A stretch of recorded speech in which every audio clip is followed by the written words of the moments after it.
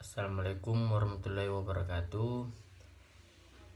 Sebelumnya perkenalkan, nama saya Fadil Muhammad, NIM 2017-288. Saya akan menjelaskan terkait PLKH 2, di mana saya sendiri kelompok 9 diampu oleh instruktur Bu Intan Korinisa SH. Di sini saya sedikit memaparkan maupun menjelaskan secara singkat terkait due diligence. Mulai dari sejarah.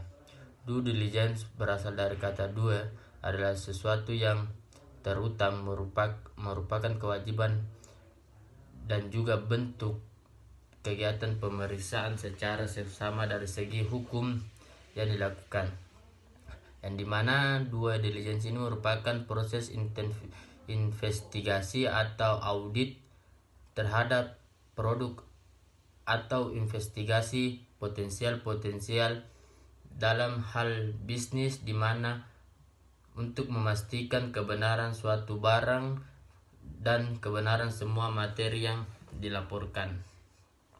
Di sini saya akan membagi due diligence sebagai dua jenis. Yang pertama full due, yang dimana full due diligence itu merupakan suatu proses yang dilakukan apabila suatu perusahaan melakukan emisi atau biasa disebut pemeriksaan lengkap secara menyeluruh.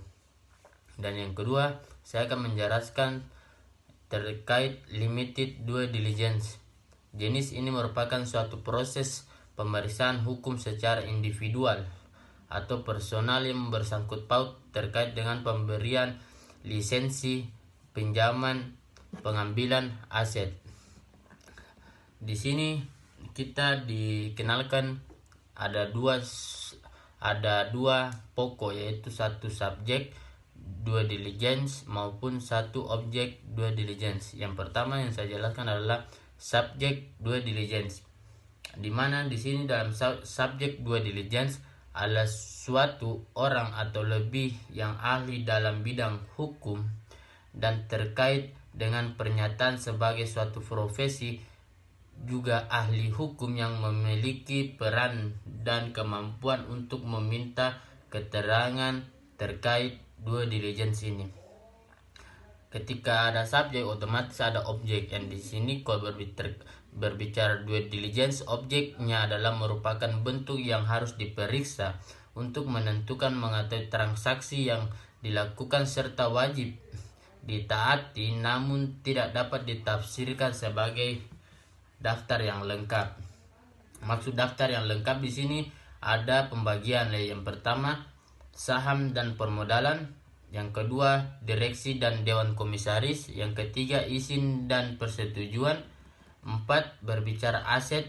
Aset ini ada aset yang bergerak maupun aset yang tidak bergerak. Dalam tujuan due diligence terhadap suatu perusahaan untuk mengetahui atas nama aspek perusahaan memperoleh keyakinan atau kondisi perusahaan, serta juga memberikan pandangan hukum dan kepastian hukum untuk suatu kebijakan demi memperoleh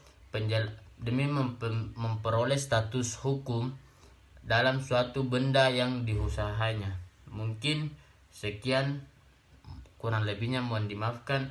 Wabillahi taufiq wal hidayah. Wassalamualaikum warahmatullahi wabarakatuh.